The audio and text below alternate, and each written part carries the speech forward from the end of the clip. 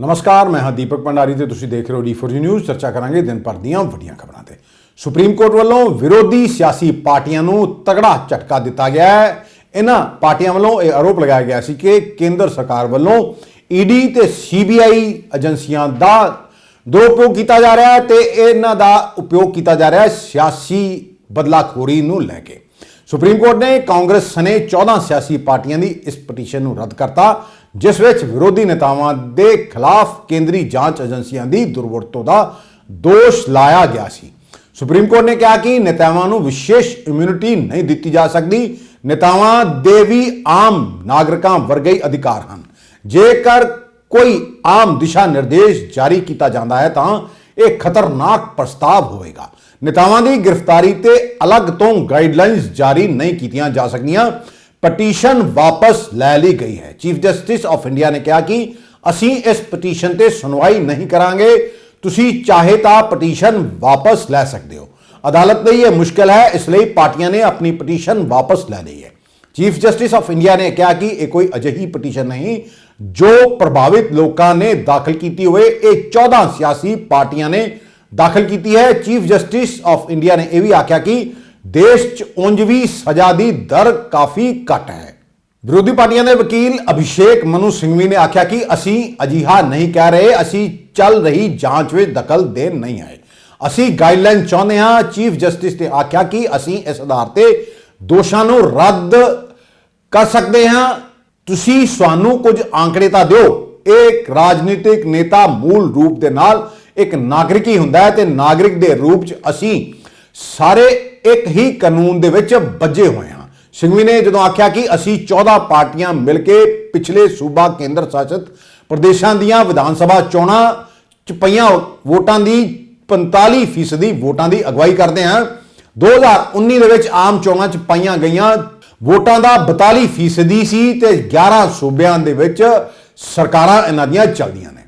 Chief justice of India ने यह भी आख्या कि तुहाडी पटीशन तो लग रहा है कि विरोधी नेतावां नूं निशाना बनाया जा रहा है, पर बहस तुसीं कह रहे हो कि नेतावां नूं गिरफ्तारी तो बचाया जाए। यह कोई कतल जां जिनसी शोषण का मामला नहीं है। असी इस तरह आदेश किवें जारी कर सकते हैं जिस पल तुसीं लोकतंत्र कहंदे हो, यह जरूरी रूप दे नाल सियासतदानां लई एक दलील हुंदी है। पंजाब सरकार वालों सूबे की जनता लई तंदुरुस्ती सेहत लई उलीके गए प्रोग्राम मुख्यमंत्री की योगशाला की शुरुआत कर दी गई है। इस मौके के उत्ते दिल्ली के मुख्यमंत्री ते आम आदमी पार्टी के संयोजक अरविंद केजरीवाल भी उचेचे तौर पर पटियाला पहुंचे सन। इस दौरान मुख्यमंत्री भगवंत मान ने आख्या कि CM की योगशाला की शुरुआत पहला दिल्ली च की गई सी। दिल्ली में जदों इसकी शुरुआत की गई तो वड्डे पद्धर ते इसकी मंग होने लग पई। इस कारण उत्थे LG बकायदा इस ते रोक उन्होंने लगा दी। इस तो अंदाजा लाया जा सकता है कि एक वधिया उपराला सी। दिल्ली विच तां LG ने रोक ला दी, पर पंजाब विच इस योगशाला नूं कौन रोक सकता है।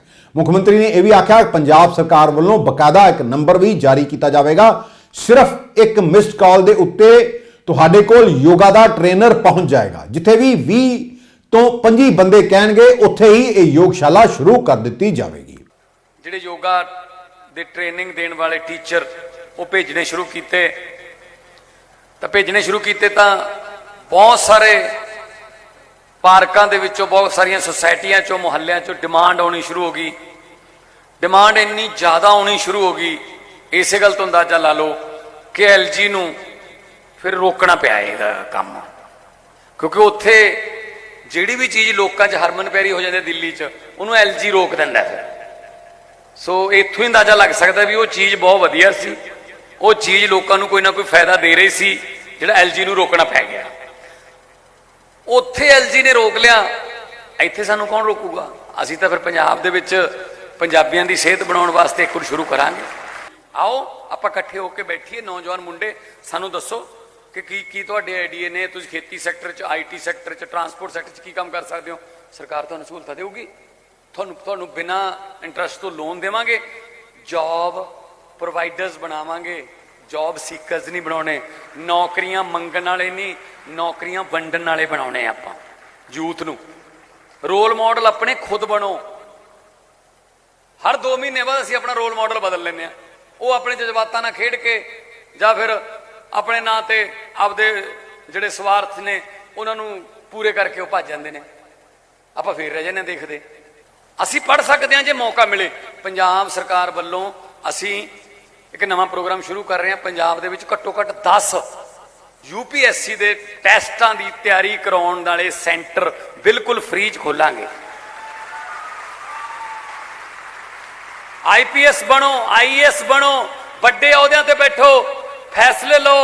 ਮੈਂ ਚਾਹੁੰਦਾ ਜਦੋਂ ਪੰਜਾਬ ਦੇ ਯੂਥ ਆਪਦੇ ਦਫ਼ਤਰ ਜਾਵੇ, ਉਹਦੀ ਵੱਡੀ ਸਾਰੀ ਗੱਡੀ ਦੇ ਵਿੱਚ ਬੈਠਾ ਹੋਵੇ ਉਹ, ਤਾਂ ਵੱਡੇ ਸਾਰੇ ਦਫ਼ਤਰ ਦਾ ਵੱਡਾ ਸਾਰਾ ਗੇਟ ਖੁੱਲੇ ਉਹਦੇ ਲਈ, ਨਾ ਕਿ ਕਿਸੇ ਜੇਲ੍ਹ ਦਾ ਗੇਟ ਖੁੱਲੇ। ਅਸੀਂ ਯੂਥ ਨੂੰ ਅੱਗੇ ਲਾਉਣਾ ਚਾਹੁੰਦੇ। ਸੋ ਕੰਮ ਵਰਕ ਕਲਚਰ ਅਸੀਂ ਉਹਨਾਂ 'ਚ ਪੈਦਾ ਕਰਨਾ ਚਾਹੁੰਦੇ ਹਾਂ ਕਿ ਕੰਮ ਕਰੀਏ।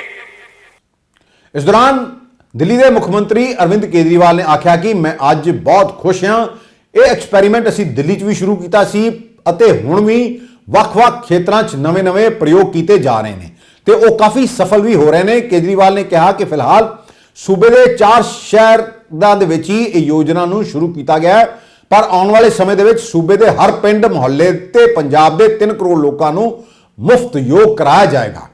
ਉਹਨਾਂ ਨੇ ਆਖਿਆ ਕਿ ਵਿਰੋਧੀਆਂ ਨੇ ਦਿੱਲੀ 'ਚ ਯੋਗਾ ਨੂੰ ਰੋਕਿਆ, ਪਰ ਚੰਗੀਆਂ ਚੀਜ਼ਾਂ ਨੂੰ ਕੋਈ ਰੋਕ ਨਹੀਂ ਸਕਦਾ ਤੇ ਮੈਨੂੰ ਪੂਰਾ ਯਕੀਨ ਹੈ ਦਿੱਲੀ 'ਚ ਮੁੜ ਇਸ ਨੂੰ ਜਲਦੀ ਸ਼ੁਰੂ ਕੀਤਾ ਜਾਵੇਗਾ। उन्होंने पंजाब सरकार वालों लॉ एंड ऑर्डर की स्थिति को बरकरार रखने ते गैंगस्टरों के खिलाफ विड्डी मुहिम की शलाघा की ते आख्या भावें कोई भी कितना भी खतरनाक गैंगस्टर क्यों ना होवे उन्होंने बख्शिया नहीं जाएगा ते जेलों च भेजा जाएगा। उन्होंने यह भी आख्या हाई कोर्ट ने ड्रग मामले नाल संबंधित लिफाफे खोल दिते ने। उन्होंने ये लिफाफे मुख्यमंत्री भगवंत मान को पहुंच चुके हैं। किसी ये मास्टरमाइंड कौन ने कल्ले कल्ले नूं गिरफ्तार करके जेल भेजा जाएगा ते पंजाब दी शांति नाल किसी नूं खिलवाड़ करने की इजाजत नहीं दी जाएगी। पिछले 1 साल के अंदर कई सारे काम किए हैं, लेकिन लॉ एंड ऑर्डर में जो काम पंजाब के अंदर हुआ है वो बहुत काबिले तारीफ है। पिछली सरकारों के टाइम पे इतना बुरा हाल था पंजाब के अंदर, लॉ एंड ऑर्डर का इतना बुरा हाल था। जब सरकार संभाली तो पता चला इतने गैंगस्टर्स चारों तरफ, इतने अपराधी थे चारों तरफ। पता चलता था ये वाला गैंगस्टर उस नेता का उस पे हाथ है, इस वाले गैंगस्टर का उस पार्टी का हाथ है, इसको नहीं पकड़ सकते, उसको नहीं पकड़ सकते। हमारा किसी के ऊपर हाथ नहीं था। एक एक करके सभी गैंगस्टर्स को एक एक करके सबको पकड़ पकड़ के जेल में डाला गया। पंजाब के अंदर सुनते थे कितने सालों से बेअदबी का इंसाफ नहीं मिल रहा था। सुनते थे कि बहुत बड़े बड़े लोग उसमें शामिल हैं, चालान पेश नहीं किए जा रहे थे। हमारा किसी से कोई संबंध नहीं था। सरकार आने के बाद जो SIT बनी थी उस SIT को पूरा खुली छूट दी गई और मुझे बेहद खुशी है कि उन्होंने जितने बड़े नाम थे उन सारे नामों को डाल के और कोर्ट के अंदर चालान पेश कर दिया है। अब आगे की कार्रवाई चल रही है बिना किसी भय के, बिना किसी इंटरफेरेंस के। सुनते थे कि एक SIT बनी थी, उसने नशे के खिलाफ जांच करके 4 लिफाफों के अंदर अपनी रिपोर्ट कोर्ट में पेश की थी। उसको 7 साल हो गए थे उन पर, 8 साल हो गए थे उन लिफाफों में बंद था कि पंजाब के अंदर नशा क्यों हो रहा है, कौन इसके अंदर है। इसकी सरकार आई, उन्होंने भी वो कोर्ट को कहा नहीं जी नहीं ये लिफाफे नहीं खुलने चाहिए। उनकी सरकार आई, उन्होंने भी कहा नहीं जी नहीं ये लिफाफे नहीं खुलने चाहिए। हमारी सरकार आई, हमने कोर्ट को कहा जी सारे लिफाफे खोल दो, हमारे को कोई डर नहीं है। और कल मुझे पता चला कि कोर्ट ने सारे लिफाफे खोल दिए। अब जितने लोग पंजाब के अंदर नशे के अंदर मास्टरमाइंड है सबको एक एक करके पकड़ के जेल के अंदर डाला जाएगा। कांग्रेस के सीनियर लीडर सुखपाल सिंह खैरा ने मुख्यमंत्री भगवंत मान नूं नशा तस्करां के खिलाफ जल्द कार्रवाई करने लई आख्या। उन्होंने आख्या कि मुख्यमंत्री भगवंत मान दे कोल जेकर 3 रिपोर्टां पहुंच चुकियां हन तां उम्मीद है कि जल्द ही ਇਹ ਨਸ਼ਾ ਤਸਕਰਾਂ ਤੇ ਕਾਰਵਾਈ ਵੀ ਹੋਵੇਗੀ। ਉਹਨਾਂ ਨੇ ਆਖਿਆ ਕਿ ਪੰਜਾਬ ਵਾਸੀ ਜਾਣਨਾ ਚਾਹੁੰਦੇ ਨੇ ਕਿ ਨਸ਼ਿਆਂ ਦੀ ਵੱਡੀ ਤਸਕਰੀ ਰਾਹੀਂ ਸਾਡੀ ਜਵਾਨੀ ਨੂੰ ਬਰਬਾਦ ਕਰਨ ਦੇ ਵਿੱਚ ਕਿੰਨਾ ਦਾ ਹੱਥ ਹੈ। ਸੁਖਪਾਲ ਖਹਿਰਾ ਨੇ ਟਵੀਟ ਵੀ ਕੀਤਾ ਤੇ ਆਖਿਆ ਕਿ ਪੰਜਾਬ ਇਹ ਜਾਣਨ ਦੀ ਉਤਸੁਕਤਾ ਦੇ ਨਾਲ ਉਡੀਕ ਕਰ ਰਿਹਾ ਹੈ ਕਿ ਨਸ਼ਿਆਂ ਦੀ ਵੱਡੀ ਤਸਕਰੀ ਰਾਹੀਂ ਸਾਡੀ ਜਵਾਨੀ ਨੂੰ ਬਰਬਾਦ ਕਰਨ ਲਈ ਕਿਸਨੇ ਗੱਠਜੋੜ ਕੀਤਾ ਸੀ। ਹੁਣ ਜਦੋਂ SIT ਦੀਆਂ 3 ਰਿਪੋਰਟਾਂ ਮੁੱਖ ਮੰਤਰੀ ਭਗਵੰਤ ਮਾਨ ਦੇ ਕੋਲ ਹਨ ਤੇ ਸਾਨੂੰ ਉਮੀਦ ਹੈ ਕਿ ਜੇ ਕੋਈ ਤਾਕਤਵਰ ਸਿਆਸਤਦਾਨ ਤੇ ਪੁਲਿਸ ਅਧਿਕਾਰੀ ਨਸ਼ਾ ਤਸਕਰੀ ਦੇ ਵਿੱਚ ਸ਼ਾਮਲ ਹੈ ਤਾਂ ਉਹਨਾਂ ਦੇ ਖਿਲਾਫ ਸਖਤ ਕਾਰਵਾਈ ਕੀਤੀ ਜਾਵੇਗੀ। ਜਲੰਧਰ ਦੇ ਵਿੱਚ ਅੱਜ ਜਦੋਂ ਮੁੱਖ ਮੰਤਰੀ ਨੂੰ ਇਹ ਸਵਾਲ ਵੀ ਪੁੱਛਿਆ ਗਿਆ ਸੀ ਪੱਤਰਕਾਰਾਂ ਵੱਲੋਂ ਕਿ ਤੁਹਾਡੇ ਦੇ ਕੋਲ ਹੁਣੇ ਰਿਪੋਰਟਾਂ ਪਹੁੰਚ ਗਈਆਂ ਨੇ ਤੇ ਤੁਸੀਂ ਉਹਨਾਂ ਦੇ ਨਾਂ ਕਦੋਂ ਨਸ਼ਰ ਕਰੋਗੇ, ਇਸ ਸਵਾਲ ਦੇ ਜਵਾਬ ਦੇ ਵਿੱਚ ਮੁੱਖ ਮੰਤਰੀ ਭਗਵੰਤ ਮਾਨ ਨੇ ਆਖਿਆ ਸੀ ਕਿ ਇਹ ਬੜਾ ਹੀ ਸੰਵੇਦਨਸ਼ੀਲ ਮਾਮਲਾ ਹੈ ਤੇ ਅਸੀਂ ਹਰ ਇੱਕ ਜਿਹੜਾ ਕਦਮ ਹੈ ਉਹ ਹੌਸਲੇ ਨਾਲ ਚੁੱਕ ਰਹੇ ਹਾਂ। ਕਿਸੇ ਵੀ ਵੱਡੀ ਮਛਲੀ ਨੂੰ ਜਿਹੜਾ ਕਿ ਨਸ਼ਾ ਤਸਕਰੀ ਸ਼ਾਮਲ ਹੋਵੇ ਜਾਂ ਫਿਰ ਉਹਦੇ ਸੰਬੰਧ ਗੈਂਗਸਟਰਾਂ ਦੇ ਨਾਲ ਹੋਣ, ਇਹਨਾਂ ਨੂੰ ਬਖਸ਼ਿਆ ਨਹੀਂ ਜਾਏਗਾ। ਦੇਖੋ ਮਾਨਯੋਗ ਹਾਈ ਕੋਰਟ ਨੇ ਇਹੀ ਕਿਹਾ ਸਾਨੂੰ ਕਿ ਜਿਹੜੀਆਂ ਲਿਫਾਫੇ ਖੁੱਲਣਗੇ ਤਾਂ ਲਿਫਾਫਿਆਂ ਦੇ ਵਿੱਚ ਜਿਹੜੇ ਨਾਮ ਹੋਏ ਉਹਨਾਂ ਤੇ ਕਾਰਵਾਈ ਕਰਿਓ ਤੇ ਜੇ ਲਿਫਾਫੇ ਦੇ ਵਿੱਚ ਜਿਹੜੇ ਵੀ ਨਾਮ ਨੇ ਉਹਨਾਂ ਤੇ ਸਖਤ ਤੋਂ ਸਖਤ ਕਾਰਵਾਈ ਹੋਊ, ਕਿਉਂਕਿ ਇਹ ਕੋਈ ਛੋਟਾ ਮੁੱਦਾ ਨਹੀਂ ਹੈਗਾ। ਇਹ ਪੰਜਾਬ ਦੀ ਜਵਾਨੀ ਨੂੰ ਪਿਛਲੇ ਕਈ ਸਾਲਾਂ ਤੋਂ ਚਿੱਟੇ ਦੇ ਵਿੱਚ ਬਰਬਾਦ ਕਰਨ ਦਾ ਮੁੱਦਾ ਹੈ। ਉਸ ਚਿੱਟੇ ਨੇ ਬਹੁਤ ਸਾਰੇ ਘਰਾਂ 'ਚ ਚਿੱਟੇ ਰੰਗ ਦੇ 70 ਵਿਛਾਤੇ, ਬਹੁਤ ਸਾਰੀਆਂ ਸਾਡੀਆਂ ਭੈਣਾਂ ਦੇ ਰੰਗਲੀਆਂ ਚੁੰਨੀਆਂ ਦੇ ਰੰਗ ਚਿੱਟੇ ਕਰਤੇ। ਸੋ ਇਹ ਪੰਜਾਬ ਦੀ ਜਵਾਨੀ ਦੇ ਨੂੰ ਚਿੱਟਾ ਵੇਚ ਕੇ ਜਾਂ ਚਿੱਟੇ ਰਾਹੀਂ ਪੈਸਾ ਕਮਾ ਕੇ ਆਪਣੀਆਂ ਪ੍ਰਾਪਰਟੀਆਂ ਬਣਾਉਣ ਵਾਲੇ ਜਿੰਨੇ ਵੀ ਉਹਦੇ 'ਚ ਆਉਣਗੇ ਨਾਮ, ਅਸੀਂ ਉਹਨਾਂ ਤੇ ਕਾਰਵਾਈ ਕਰਾਂਗੇ, ਕਾਨੂੰਨ ਦੇ ਮੁਤਾਬਕ ਕਾਰਵਾਈ ਕਰਾਂਗੇ। ਨਾਮ ਮੈਂ ਇਸ ਤਰ੍ਹਾਂ, ਕਿਉਂਕਿ ਉਹ ਕੌਨਫੀਡੈਂਸ਼ੀਅਲ ਹੈ, ਨਾਮ ਜਦੋਂ ਕਾਰਵਾਈ ਹੋਊਗੀ ਤੁਹਾਨੂੰ ਉਦੋਂ ਹੀ ਪਤਾ ਲੱਗ ਜੂ ਕਿ ਕਿਹਦਾ ਨਾਮ। ਜਲੰਧਰ ਜਿਮਨੀ ਚੋਣਾਂ ਸਿਰ ਤੇ ਨੇ। 10 ਮਈ ਨੂੰ ਚੋਣਾਂ ਹੋਣੀਆਂ ਨੇ ਤੇ ਜਲੰਧਰ ਵੈਸਟ ਹਲਕੇ ਤੋਂ ਕਾਂਗਰਸ ਦੇ ਸਾਬਕਾ MLA ਸੁਸ਼ੀਲ ਕੁਮਾਰ ਰਿੰਕੂ ਨੂੰ ਕਾਂਗਰਸ ਹਾਈ ਕਮਾਨ ਨੇ ਪਾਰਟੀ ਦੇ ਵਿੱਚੋਂ ਕੱਢ ਦਿੱਤਾ ਤੇ ਇਸ ਤੋਂ ਬਾਅਦ ਸਾਬਕਾ ਵਿਧਾਇਕ ਸੁਸ਼ੀਲ ਕੁਮਾਰ ਰਿੰਕੂ ਆਮ ਆਦਮੀ ਪਾਰਟੀ ਦੇ ਵਿੱਚ ਸ਼ਾਮਿਲ ਹੋ ਗਏ। ਕਿਹਾ ਜਾ ਰਿਹਾ ਕਿ ਉਹਨਾਂ ਨੂੰ ਜਲੰਧਰ ਲੋਕ ਸਭਾ ਦੀ ਜਿਮਨੀ ਚੋਣ ਦੇ ਵਿੱਚ ਪਾਰਟੀ ਆਪਣਾ ਉਮੀਦਵਾਰ ਬਣਾ ਸਕਦੀ ਹੈ ਤੇ ਇਸ ਦਾ ਰਸਮੀ ਐਲਾਨ ਵੀ ਜਲਦੀ ਹੋ ਜਾਏਗਾ। ਮੁੱਖ ਮੰਤਰੀ ਕੇਜਰੀਵਾਲ ਅਤੇ ਮੁੱਖ ਮੰਤਰੀ ਭਗਵੰਤ ਮਾਨ ਨੇ ਅੱਜ ਸੁਸ਼ੀਲ ਕੁਮਾਰ ਰਿੰਕੂ ਨੂੰ ਆਮ ਆਦਮੀ ਪਾਰਟੀ ਦੇ ਵਿੱਚ ਸ਼ਾਮਲ ਕਰਵਾ ਲਿਆ। ਆਮ ਆਦਮੀ ਪਾਰਟੀ ਦੀਆਂ ਜਿਹੜੀਆਂ ਪਾਲਿਸੀਜ਼ ਹੈ ਔਰ ਜਿਸ ਸ਼ਿੱਦਤ ਦੇ ਨਾਲ ਆਮ ਆਦਮੀ ਪਾਰਟੀ ਨੇ ਪੰਜਾਬ ਦੇ ਲੋਕਾਂ ਦੀ ਸੇਵਾ ਕੀਤੀ ਹੈ ਔਰ ਉਸ ਸੇਵਾ ਦੇ ਬਦਲੇ ਜਿਸ ਤਰੀਕੇ ਦੇ ਨਾਲ ਪੰਜਾਬ ਦੇ ਵਿੱਚ ਇੱਕ ਬਹੁਤ ਵੱਡਾ ਬਹੁਮਤ ਮਿਲਿਆ, ਉਸ ਤੋਂ ਪਹਿਲਾਂ ਦਿੱਲੀ ਦੇ ਵਿੱਚ ਵੀ ਕੇਜਰੀਵਾਲ ਸਾਹਿਬ ਦੀ ਰਹਿਨੁਮਾਈ ਦੇ ਵਿੱਚ ਜਿਹੜੀ ਸਰਕਾਰ ਹੈ ਬਹੁਤ ਵਧੀਆ ਲੋਕ ਭਲਾਈ ਲੋਕ ਹਿੱਤ ਦੇ ਲਈ ਜਿਹੜੇ ਜਨ ਕਾਰਜ ਜਿਹੜੀ ਕਰ ਰਹੀ ਹੈ। ਉਸ ਤੋਂ ਬਾਅਦ ਪੰਜਾਬ ਦੇ ਵਿੱਚ ਜਿਸ ਤਰੀਕੇ ਦੇ ਨਾਲ ਪਬਲਿਕ ਦੇ ਜਿਹੜੇ ਕੰਮ ਹੋ ਰਹੇ ਆ, ਚਾਹੇ ਉਹ ਐਜੂਕੇਸ਼ਨ ਦੇ ਫੀਲਡ ਦੇ ਵਿੱਚ ਹੈ, ਚਾਹੇ ਉਹ ਹੈਲਥ ਸਰਵਿਸਿਜ਼ ਦੇ ਵਿੱਚ ਹੈ, ਚਾਹੇ ਉਹ ਪੰਜਾਬ ਦੀ ਅਮਨ ਅਮਾਨ ਔਰ ਸ਼ਾਂਤੀ ਦੇ ਲਈ ਜਿਹੜੇ ਉਪਰਾਲੇ ਸਰਕਾਰ ਦੁਆਰਾ ਕੀਤੇ ਜਾ ਰਹੇ ਆ, ਇਹਨਾਂ ਸਾਰਿਆਂ ਤੋਂ ਪ੍ਰਭਾਵਿਤ ਹੋ ਕੇ ਅੱਜ ਆਮ ਆਦਮੀ ਪਾਰਟੀ ਦੇ ਜਿਹੜੇ ਪਰਿਵਾਰ ਦਾ ਹਿੱਸਾ ਬਣਨ ਜਾ ਰਿਹਾ। ਔਰ ਮੇਰਾ ਆਮ ਆਦਮੀ ਪਾਰਟੀ ਜੁਆਇਨ ਕਰਨ ਦਾ ਸਿਰਫ ਤੇ ਸਿਰਫ ਇੱਕੋ ਮਕਸਦ ਹੈ, ਕਿਉਂਕਿ ਮੈਨੂੰ ਜਿਹੜੀ ਸੇਵਾ ਪੰਜਾਬ ਦੀ ਵਿਰਾਸਤ ਦੇ ਵਿੱਚ ਮਿਲੀ ਹੈ ਔਰ ਮੇਰਾ ਹਰ ਸੰਭਵ ਪ੍ਰਯਾਸ ਹੋਏਗਾ ਕਿ ਮੈਂ ਪੰਜਾਬ ਦੇ ਲੋਕਾਂ ਦੀ, ਜਲੰਧਰ ਦੇ ਲੋਕਾਂ ਦੀ ਸੇਵਾ ਕਰਾਂ। ਔਰ ਆਮ ਆਦਮੀ ਪਾਰਟੀ ਜਿਹੜੀ ਪੰਜਾਬ ਦੇ ਵਿੱਚ ਇਸ ਵੇਲੇ ਤੁਹਾਡੇ ਪੰਜਾਬ ਦੇ ਲੋਕਾਂ ਦੀ ਰਹਿਨੁਮਾਈ ਜਿਹੜੀ ਕਰ ਰਹੀ ਹੈ, ਉਹਨਾਂ ਦੇ ਅਸ਼ੀਰਵਾਦ ਦੇ ਨਾਲ ਚੱਲ ਰਹੀ ਹੈ, ਉਹਦਾ ਫਾਇਦਾ ਜਿਹੜਾ ਜਲੰਧਰ ਦੇ ਲੋਕਾਂ ਨੂੰ ਵੀ ਮਿਲੇ ਔਰ ਜਿਹੜੀ ਪਾਵਰ ਹੈ ਉਹਦਾ ਫਾਇਦਾ ਹਰ ਇੱਕ ਜਨ ਜਨ ਤੱਕ ਪਹੁੰਚੇ, ਘਰ ਘਰ ਤੱਕ ਆਮ ਆਦਮੀ ਪਾਰਟੀ ਦੀਆਂ ਜਿਹੜੀਆਂ ਪਾਲਿਸੀਆਂ ਪਹੁੰਚਣ, ਉਸ ਦਿਸ਼ਾ ਦੇ ਵਿੱਚ ਪੂਰੇ ਜ਼ੋਰ ਦੇ ਨਾਲ ਕੰਮ ਕਰਾਂਗੇ ਔਰ ਆਮ ਆਦਮੀ ਪਾਰਟੀ ਦਾ ਝੰਡਾ ਆਉਣ ਵਾਲੇ ਸਮੇਂ ਦੇ ਵਿੱਚ ਹੋਰ ਉੱਚਾ ਕਰਾਂਗੇ, ਹੋਰ ਬੁਲੰਦ ਕਰਾਂਗੇ। ਜਲੰਧਰ ਤੋਂ ਜਿਹੜੇ ਨੇ ਸਾਡੀ ਬਾਈ ਇਲੈਕਸ਼ਨ ਦੇ ਵਿੱਚ ਕੋਈ ਜਿਹੜੀ ਜਿੱਤ ਹੋਊਗੀ ਤਾਂ ਸਾਡਾ ਕੋਈ ਵੀ ਜਿਹੜਾ MP ਬਣੂਗਾ ਉਹ ਇੱਕੋ ਹੀ ਹੋਊਗਾ, ਪਰ ਇੰਨਾ ਮੈਂ ਕਹਿਣਾ ਚਾਹੁੰਦਾ ਜਿਹੜਾ ਵੀ ਹੋਊਗਾ ਉਹਦੀ ਗੂੰਜ ਜਿਹੜੀ ਹੈ ਉਹ ਸਾਰੇ ਪੰਜਾਬ 'ਚ ਤੇ ਸਾਰੇ ਦੇਸ਼ 'ਚ ਗੂੰਜੂਗੀ। ਸੋ ਇਸ ਵਾਰ ਦੁਆਬੇ ਦੀ ਵਾਰੀ ਹੈ, ਮਾਲਵੇ ਵਾਲਿਆਂ ਨੇ ਆਪਣਾ ਫਰਜ਼ ਨਿਭਾਤਾ, ਹੁਣ ਦੁਆਬੇ ਵਾਲਿਆਂ ਦੀ ਵਾਰੀ ਹੈ। ਸਾਡੇ ਦਿੱਲੀ ਦੀ ਐਕਸਾਈਜ਼ ਪਾਲਿਸੀ ਘਪਲੇ ਦੇ ਨਾਲ ਜੁੜੇ ਮਨੀ ਲਾਂਡਰਿੰਗ ਦੇ ਮਾਮਲੇ ਦੇ ਵਿੱਚ ਸਾਬਕਾ ਉਪ ਮੁੱਖ ਮੰਤਰੀ ਮਨੀਸ਼ ਸਿਸੋਦੀਆ ਦੀ ਜ਼ਮਾਨਤ ਪਟੀਸ਼ਨ ਤੇ ਅੱਜ ਸੁਣਵਾਈ ਹੋਈ। ਸਿਸੋਦੀਆ ਅਜੇ ED ਦੀ ਕਸਟਡੀ ਦੇ ਵਿੱਚ ਹੈ। ਦੋਨਾਂ ਪੱਖਾਂ ਦੀਆਂ ਦਲੀਲਾਂ ਸੁਣਨ ਮਗਰੋਂ ਕੋਰਟ ਨੇ ਦਿੱਲੀ ਦੀ ਰਾਉਜ਼ ਐਵਨਿਊ ਕੋਰਟ ਸਿਸੋਦੀਆ ਦੀ ਜ਼ਮਾਨਤ ਪਟੀਸ਼ਨ ਤੇ ਬਹਿਸ ਲਈ ਹੁਣ 12 ਅਪ੍ਰੈਲ ਦੀ ਤਰੀਕ ਤੈਅ ਕੀਤੀ ਗਈ ਹੈ। ਇਸ ਦੇ ਨਾਲ ਹੀ ਕੋਰਟ ਨੇ ਸਿਸੋਦੀਆ ਦੀ ਹਿਰਾਸਤ 17 ਅਪ੍ਰੈਲ ਤੱਕ ਵਧਾ ਦਿੱਤੀ ਹੈ। ਸਿਸੋਦੀਆ ਦੇ ਵਕੀਲ ਵਿਵੇਕ ਜੈਨ ਨੇ ਆਖਿਆ ਕਿ ਮਨੀਸ਼ ਸਿਸੋਦੀਆ ਜਾਂ ਉਹਨਾਂ ਦੇ ਪਰਿਵਾਰਾਂ ਦੇ ਖਾਤੇ ਦੇ ਵਿੱਚ 1 ਵੀ ਰੁਪਈਆ ਨਹੀਂ ਆਇਆ।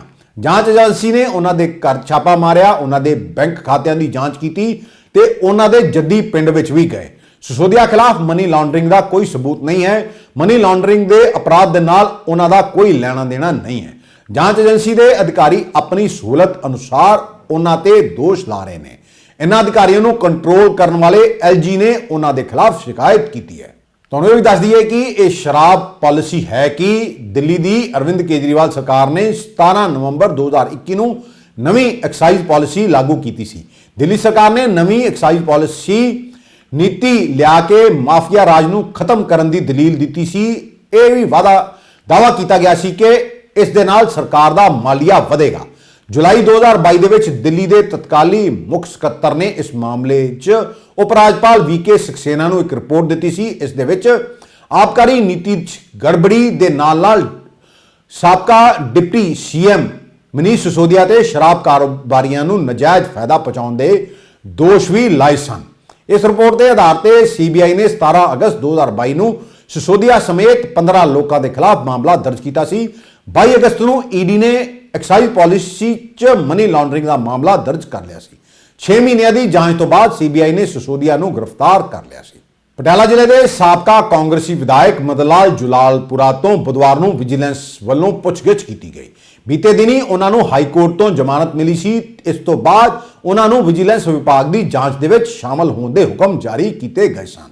ਤੁਹਾਨੂੰ ਦੱਸ ਦਈਏ ਕਿ ਪਟਿਆਲਾ ਜ਼ਿਲ੍ਹੇ ਦੇ ਹਲਕੇ ਘਨੌਰ ਦੇ ਵਿਖੇ 5 ਪਿੰਡਾਂ ਦੀ ਜ਼ਮੀਨ ਨੂੰ ਅਕਵਾਇਰ ਕਰਨ ਦੇ ਮਾਮਲੇ ਦੇ ਵਿੱਚ ਸਾਬਕਾ ਕਾਂਗਰਸੀ ਵਿਧਾਇਕ ਮਦਨ ਲਾਲ ਜਲਾਲਪੁਰਾ ਨੂੰ ਵਿਜੀਲੈਂਸ ਦੇ ਦਫ਼ਤਰ ਦੇ ਵਿੱਚ ਪੇਸ਼ ਹੋਣ ਦੇ ਹੁਕਮ ਜਾਰੀ ਕੀਤੇ ਗਏ ਸਨ। ਸਾਲ 2019 ਤੋਂ ਲੈ ਕੇ ਸਾਲ 2022 ਤੱਕ ਅੰਮ੍ਰਿਤਸਰ ਕੋਲਕਾਤਾ ਹਾਈਵੇ ਲਈ ਬਲਾਕ ਸ਼ੰਭੂ ਦੇ 5 ਪਿੰਡਾਂ ਦੀ ਜ਼ਮੀਨ ਅਕਵਾਇਰ ਕੀਤੀ ਗਈ ਸੀ। ਇਹਨਾਂ ਪਿੰਡਾਂ ਦੇ ਨਾਂ ਨੇ ਸ਼ੇਰਾ, ਸ਼ੇਰੀ, ਆਕੜੀ, ਤਖਤੂ ਮਾਜਰਾ ਤੇ ਪੱਬਰਾਂ।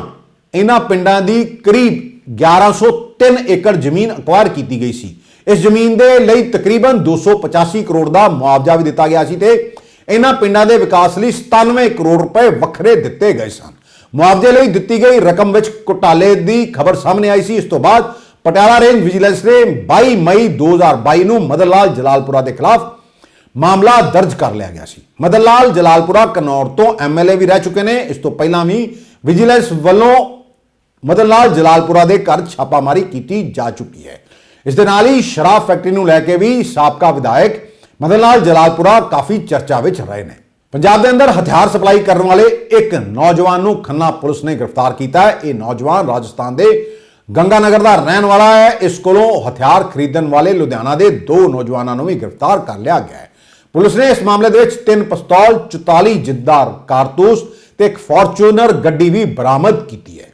ਥਾਣਾ ਸਦਰ ਹੈ, ਉਹਨਾਂ ਨੂੰ ਇਨਫੋਰਮੇਸ਼ਨ ਸੀਗੀ ਕਿ 2 ਵਿਅਕਤੀ, ਇੱਕ ਦਾ ਨਾਮ ਵਰੁਣ ਸੂਰੀ ਔਰ ਦੂਜਾ ਅਮਨਦੀਪ ਸਿੰਘ ਖੁਰਾਨਾ, ਇਹ ਦੋਨੋਂ ਲੁਧਿਆਣਾ ਦੇ ਰਹਿਣ ਵਾਲੇ ਨਜਾਇਜ਼ ਅਸਲਾ ਕੈਰੀ ਕਰ ਰਹੇ ਤੇ ਇਹਨਾਂ ਦੀ ਸਰਚ ਜਿਹੜਾ ਵਰੁਣ ਸੂਰੀ ਹੈ ਉਹਦੇ ਤੋਂ ਇੱਕ ਪਿਸਟਲ ਬਰਾਮਦ ਹੋਈ 32 ਬੋਰ, ਉਹਦੇ ਨਾਲ 2 ਲਾਈਵ ਰਾਉਂਡਸ ਤੇ ਜਿਹੜਾ ਅਮਨਦੀਪ ਸਿੰਘ ਹੈ ਉਸ ਤੋਂ ਮੌਕੇ ਤੇ 2 ਜ਼ਿੰਦਾ ਕਾਰਤੂਸ ਬਰਾਮਦ ਹੋਏ ਸੀ।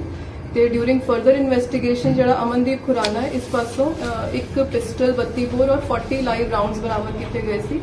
ਤੇ ਇਸੇ ਤਰ੍ਹਾਂ ਅਸੀਂ ਤਫਤੀਸ਼ ਨੂੰ ਜਾਰੀ ਕੀਤਾ ਤੇ ਸਾਨੂੰ ਦੌਰਾਨੇ ਤਫਤੀਸ਼ ਪਤਾ ਲੱਗਿਆ ਕਿ ਜਿਹੜੇ 32 ਬੋਰ ਦੇ ਪਿਸਟਲ ਔਰ 44 ਲਾਈਵ ਰਾਉਂਡਸ ਹੈ ਇਹ ਇੱਕ ਦੀਪਕ ਕੁਮਾਰ ਉਰਫ ਦੀਪੂ ਜਿਹੜਾ ਗੰਗਾਨਗਰ ਰਾਜਸਥਾਨ ਦਾ ਰਹਿਣ ਵਾਲਾ ਹੈ, ਇਹਦੇ ਤੋਂ ਇਹਨਾਂ ਨੇ ਇਸ ਤੋਂ ਲੈ ਕੇ ਆਏ ਸੀ। ਤੇ ਅਸੀਂ 29 ਮਾਰਚ ਨੂੰ ਜਿਹੜਾ ਇਹ ਦੀਪਕ ਕੁਮਾਰ ਉਰਫ ਦੀਪੂ ਹੈ ਇਹਨੂੰ ਇਸ ਪਰਚੇ 'ਚ ਨਾਮਜ਼ਦ ਕੀਤਾ ਤੇ ਅਸੀਂ ਐਸ ਪਰ ਲਾਅ ਇਹਦੇ ਵਾਰੰਟ ਅਰੈਸਟ ਦੇ ਗ੍ਰਿਫਤਾਰੀ ਵਾਰੰਟ ਹਾਸਲ ਕੀਤੇ ਤੇ ਇਹਨੂੰ 2 ਅਪ੍ਰੈਲ ਨੂੰ ਗ੍ਰਿਫਤਾਰ ਕੀਤਾ। ਤੇ ਜਿਹੜਾ ਦੀਪੂ ਹੈ ਇਸ ਪਾਸੋਂ ਵੀ ਸਾਨੂੰ ਇੱਕ ਪਿਸਟਲ 32 ਬੋਰ ਬਰਾਮਦ ਹੋਈ ਹੈ ਔਰ ਫਿਲਹਾਲ ਇਹ ਸਾਡੇ ਕੋਲ ਪੁਲਿਸ ਰਿਮਾਂਡ ਤੇ ਅਸੀਂ ਇਹਦੇ 'ਚ ਵੈਰੀਫਾਈ ਕਰ ਰਹੇ ਕਿ ਹੋਰ ਕਿਹੜਾ ਇਸ ਜਿਹੜਾ ਆਰਮ ਸਮਗਲਿੰਗ ਦਾ ਸਾਰਾ ਕਿੱਸਾ ਇਹਦੇ 'ਚ ਕੌਣ ਹੋਰ ਇਨਵੋਲਡ ਹੋ ਸਕਦਾ। ਸੋ ਇਸ ਕੇਸ 'ਚ ਸਾਨੂੰ ਟੋਟਲ 3 ਪਿਸਟਲਸ 32 ਬੋਰ ਔਰ 44 ਜ਼ਿੰਦਾ ਰਾਉਂਡ ਬਰਾਮਦ ਹੋਏ ਔਰ ਜਿਹੜੀ ਫੋਰਚੂਨਰ ਗੱਡੀ ਹੈ ਉਹ ਵੀ ਸਾਡੇ ਕੋਲ ਹੈਗੀ ਹੈ।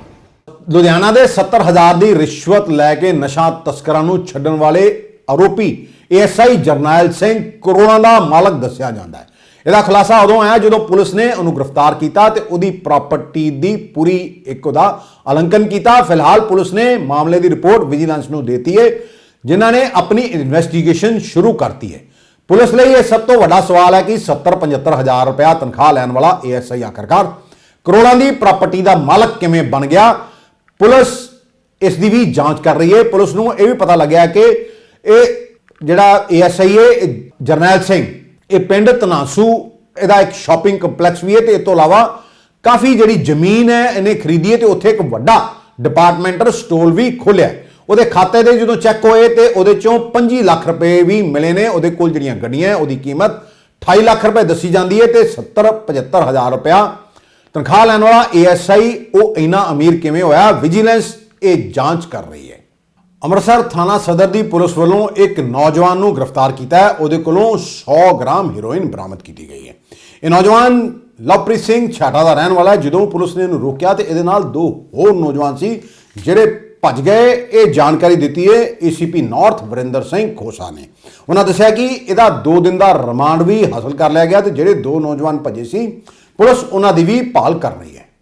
ਅੰਮ੍ਰਿਤਸਰ ਕਮਿਸ਼ਨਰ ਦੇ ਥਾਣਾ ਸਦਰ ਵਿਖੇ ਚੌਂਕੀ ਇੰਚਾਰਜ ਵਿਜੇ ਨਗਰ ਵੱਲੋਂ ਵਿਜੇ ਨਗਰ ਅੱਡੇ ਤੇ ਇੱਕ ਨਾਕਾ ਲਗਾਇਆ ਗਿਆ ਸੀ। 4 ਤਰੀਕ ਦੀ ਰਾਤ ਨੂੰ ਸੈਲੀਬ੍ਰੇਸ਼ਨ ਮਾਲ ਵੱਲੋਂ ਇੱਕ ਐਕਟਿਵਾ ਆ ਰਹੀ ਸੀ। ਜਦੋਂ ਉਹਨਾਂ ਨੇ ਐਕਟਿਵਾ ਨੂੰ ਰੁਕਣ ਦਾ ਇਸ਼ਾਰਾ ਕੀਤਾ ਤਾਂ 2 ਨੌਜਵਾਨ ਮੌਕੇ ਤੋਂ ਫਰਾਰ ਹੋ ਗਏ ਤੇ ਇੱਕ ਨੌਜਵਾਨ ਜਿਸ ਦਾ ਨਾਮ ਲਵਪ੍ਰੀਤ ਸਿੰਘ son of ਬਲਜੀਤ ਸਿੰਘ ਜੋ ਕਿ ਛਾਟੇ ਦਾ ਰਹਿਣ ਵਾਲਾ, ਉਸ ਨੂੰ ਮੌਕੇ ਤੋਂ ਕਾਬੂ ਕਰ ਲਿਆ। ਜਦੋਂ ਪੁਲਿਸ ਨੇ ਉਸ ਨੂੰ ਕਾਬੂ ਕਰਨ ਦੀ ਕੋਸ਼ਿਸ਼ ਕੀਤੀ ਤਾਂ ਉਸਨੇ ਆਪਣੀ ਜੇਬ ਵਿੱਚੋਂ ਇੱਕ ਮੋਮੀ ਕਾਗਜ਼ ਦਾ ਲਿਫਾਫਾ ਸੁੱਟਣ ਦੀ ਕੋਸ਼ਿਸ਼ ਕੀਤੀ ਤੇ ਜਦੋਂ ਉਸ ਮੋਮੀ ਕਾਗਜ਼ ਨੂੰ ਅਸੀਂ ਖੋਲ੍ਹ ਕੇ ਉਸ ਨੂੰ ਜਦੋਂ ਦੇਖਿਆ ਤਾਂ ਉਸ ਵਿੱਚੋਂ ਸਾਨੂੰ 100 ਗ੍ਰਾਮ ਹੈਰੋਇਨ ਬਰਾਮਦ ਹੋਈ, ਜਿਸ ਤੋਂ ਬਾਅਦ ਅਸੀਂ ਇਸ ਦੋਸ਼ੀ ਦੇ ਖਿਲਾਫ ਪੁਲਿਸ ਸਟੇਸ਼ਨ ਸਦਰ ਵਿਖੇ NDPS ਐਕਟ ਦੀ ਧਾਰਾ 21-20 ਦੇ ਤਹਿਤ ਮੁਕੱਦਮਾ ਰਜਿਸਟਰ ਕੀਤਾ। ਇਸ ਤੋਂ ਬਾਅਦ ਅਸੀਂ ਇਸ ਨੂੰ ਜਦੋਂ ਕੋਰਟ 'ਚ ਪੇਸ਼ ਕੀਤਾ ਤਾਂ ਸਾਨੂੰ ਇਸ ਦਾ 2 ਦਿਨ ਦਾ ਰਿਮਾਂਡ ਮਿਲਿਆ। ਰਿਮਾਂਡ ਵਿੱਚ ਇਹਨਾਂ ਨੇ ਜੋ 2 ਨੌਜਵਾਨ ਮੌਕੇ ਤੋਂ ਭੱਜੇ ਸਨ ਉਹਨਾਂ ਦਾ ਨਾਮ ਕਰਨ ਉਰਫ ਕਾਲੂ ਤੇ ਦੂਸਰੇ ਦਾ ਨਾਮ ਪੈਵੀ ਜੋ ਕਿ ਦੋਨੋਂ ਛਾਟੀ ਦੇ ਰਹਿਣ ਵਾਲੇ ਹਨ। ਉਹਨਾਂ ਨੇ ਉਹਨਾਂ ਦੋਨਾਂ ਨੂੰ ਅਸੀਂ ਇਸ ਕੇਸ ਦੇ ਵਿੱਚ ਨਾਮਜ਼ਦ ਕੀਤਾ ਤੇ ਉਹਨਾਂ ਨੂੰ ਅਰੈਸਟ ਕਰਨ ਲਈ ਅਸੀਂ ਛਾਪੇਮਾਰੀ ਕੀਤੀ ਜਾ ਰਹੀ ਹੈ ਤੇ ਉਸ ਤੋਂ ਬਾਅਦ ਅਸੀਂ ਹੋਰ ਬੈਕਵਰਡ ਲਿੰਕੇਜ ਤੇ ਜਾਵਾਂਗੇ ਕਿ ਇਹ ਕਿੱਥੋਂ ਇਹ ਮਾਲ ਪਦਾਰਥ ਲੈ ਕੇ ਆਏ ਨੇ ਤਾਂ ਕਿ ਇਸ ਨੂੰ ਜੜੋਂ ਅਸੀਂ ਖਤਮ ਕਰ ਸਕੀਏ। Thank you. ਅੱਜ ਲਈ ਬਸ ਇੰਨਾ ਹੀ। ਕੱਲ੍ਹ ਤੁਹਾਡੇ ਨਾਲ ਫੇਰ ਰੂਬਰੂ ਹੋਵਾਂਗੇ। ਤਦ ਤੱਕ ਦਿਓ ਸਾਨੂੰ ਇਜਾਜ਼ਤ। ਸਤਿ ਸ਼੍ਰੀ ਅਕਾਲ, ਨਮਸਕਾਰ।